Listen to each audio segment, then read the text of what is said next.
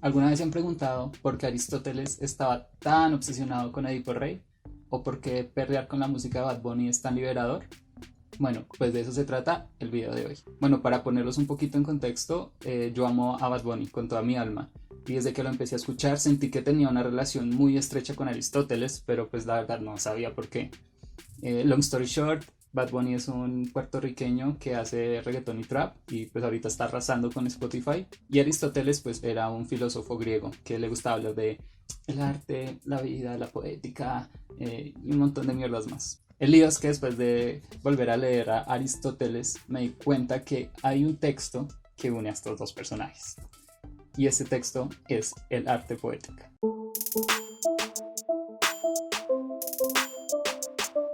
Érase una vez en el siglo IV a.C., cuando Aristóteles en un día de despache se fue a la polis y terminó en una obra de teatro.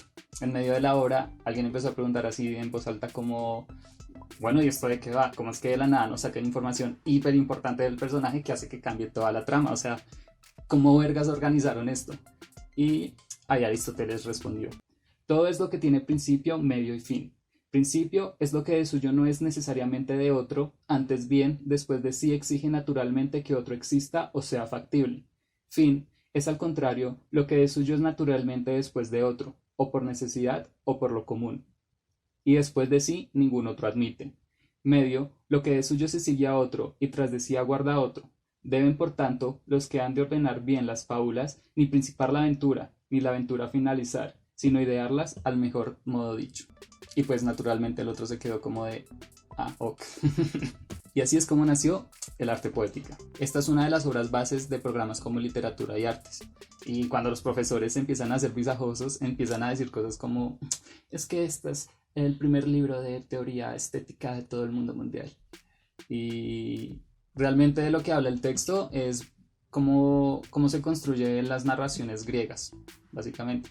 Entonces, Aristóteles habla de la épica, habla de la tragedia, de la comedia y de otras obras. Y lo que me interesa hablar de este texto es cuando Aristóteles habla de la catarsis en el arte. Él básicamente dice que todo el arte es mímesis y que este le da un valor agregado a la imitación mediante la catarsis, ya que produce un placer en el ser humano. La catarsis es básicamente la purificación de las emociones mediante la contemplación. Y para llegar a este estado hay que pasar por la anagnórisis, que es básicamente la revelación de lo desconocido. El mejor ejemplo de esto es Edipo Rey. Y la anagnórisis sucede cuando Edipo se da cuenta de que mató a su padre y se casó con su madre. Y la catarsis se presenta en el público cuando tenemos estos sentimientos tanto de pesar pues por el destino tan fatídico que ha tenido este personaje y de terror por todos los actos que ha hecho, así los haya hecho sin propio conocimiento. No fue hasta 2400 años después cuando se creó una obra mejor que Edipo Rey, y esa obra es Mean Girls. Y la catarsis producida por Tina Fey y los otros productores y escritores que no sé quiénes serán, yo creo que es de las mejores catarsis que yo he tenido en mi puta vida. Y lo mejor del hecho es que es una comedia, o sea, what the fuck. En esta la anagnórisis sucede cuando Janice le revela a todas las estudiantes de la escuela el plan que había ideado con Katie para destruir a Regina George. Y acá haciendo un disclaimer, desde esta perspectiva, la protagonista de la obra sería Regina George. Y pues yo creo que es la mejor perspectiva para ver la pinche película. Acá la catarsis sucede en el preciso momento cuando el bus arrolla a Regina George, mientras Katie narra su supuesta muerte. Regina, wait, I didn't mean for that to happen. To find out that everyone hates me, I don't care. Regina, please. Regina, stop! Do you know what everyone says about you? They say that you're a homeschooled jungle freak who's a less hot version of me. Yeah, so don't try to act so innocent. You can take that fake apology and shove it right up your hairy... And that's how Regina George died. No, I'm totally kidding. But she did get hurt. Some girls say they saw her head go all the way around, but that's just a rumor. Some people swear they saw me push her in front of the bus. Es un momento donde la muerte del personaje sucede simbólicamente mediante la visualidad y la narración. Esta teoría de Aristóteles puede sonar como muy nivel 1 de conocimiento, pero era una nueva manera de entender las emociones propias y desde las narraciones griegas que eran muy comunes porque básicamente era la forma en que la polis y la sociedad entendía y explicaba todos los problemas por los que estaba pasando. Y yo no sé ustedes, pero pues yo sentí mucha emoción cuando vi Mean Girls.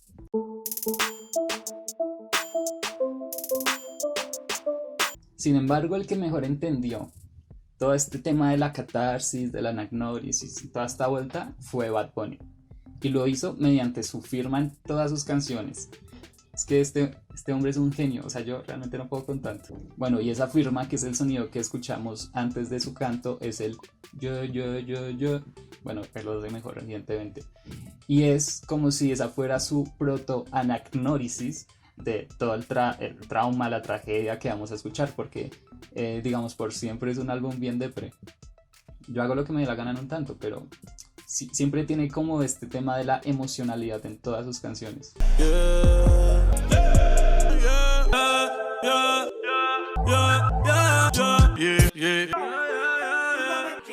Bueno, y sobre esto Simón Ganitsky en Arcadia anota: su su y su ey son tan característicos, son gemidos de lamentación que a la vez reconfortan con su melancolía y con su extraña familiaridad. El y el ey operan como signos de puntuación entre sus versos o como conjunciones. Bueno, y mucho antes anota: es así como Bad Bunny inaugura y firma muchas de sus canciones, con un grito que es lamento, pero también goce, cuerpo y afirmación. Bueno, y acá el shift que Bad Bunny le hace a toda esta trama es que podemos leerla desde el código prescriptivo y no descriptivo. Con esto me refiero a que podemos leer como todas las sugerencias o todas las descripciones que coloca Aristóteles en su obra como normas o maneras de hacer narrativa. Pero realmente lo que nos está diciendo es una forma de interpretar y construir el mundo representado, y que hay mil maneras más de hacerlo.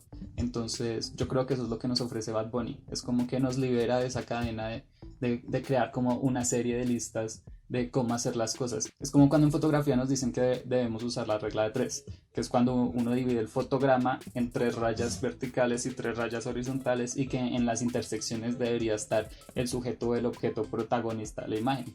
Pero realmente eso lo que hace es igualar todas las imágenes y usar como reglas lo que dijo Aristóteles sería igualar todas las narraciones. Entonces Bad Bunny nos libera de eso. Él puede usar estos sonidos como unificación del estilo personal, donde nos llevan hacia el lamento y la gana de querer soltar todo lo que tenemos dentro. Sin embargo, él siempre como que mantiene su capacidad creativa así súper desdobladamente, y siempre nos lleva como al éxtasis emocional. Sobre eso Carolina Sanín también tiene mucho que decir en Arcadia. El arte presente del perreo se desentiende de la esperanza y del juicio, pues tiene algo mucho mejor, es excitante y es emocionante. Pone al baile por encima del trabajo siempre y sin duda, y no hay revolución más grande que esa. En la antigua Grecia, lo que proponían las obras teatrales era hacer esa mímesis de los problemas de la polis. Y eso se ve en obras como Antígona, que es una tragedia, o Lisístrata, que es una comedia. Bad Bunny lo que propone es hacer una mímesis en su obra musical de toda su propia vida personal, y nosotros hacemos parte de esa obra mediante el baile, específicamente desde el perreo, porque el perreo es la catarsis de toda su obra artística, y esto se amalgama en la canción Yo Perreo Sola. Y esta canción es especialmente importante ahora, cuando debemos ser responsables y perrear en la comodidad de nuestra cuarentena. Acá el perreo nos une a la narrativa y rompe la cuarta pared para liberarnos desde la experiencia. La cuarta pared es esa pared invisible que sucede entre los espectadores y las obras de teatro, la televisión, las películas, donde se separa aquellos que están viendo la obra y aquellos que están representándola. Mediante el perreo nosotros hacemos parte de esa representación, porque es nuestra propia vivencia a flor puro en plena catarsis. Es que es súper liberador. Yo perreo sola. Yo perreo sola.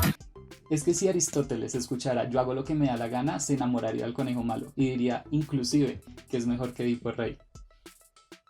Y pues la verdad no lo podemos culpar por eso, porque Bad Bunny es el puto dios. Mi invitación es que empecemos a crear relaciones entre toda esta música de traperos y reggaetoneros, y que dejemos ese lugar común de que el reggaetón y el trap y el rap y todas esas expresiones artísticas son planas, son fáciles, no tienen trasfondo, y que las empecemos a ver realmente con un ojo académico, con un ojo verdadero, un ojo propio y no un ojo común. Y pues nada, perreen mucho solos en su cuarentena y recuerden que ver es un visaje. Vemos la perritos.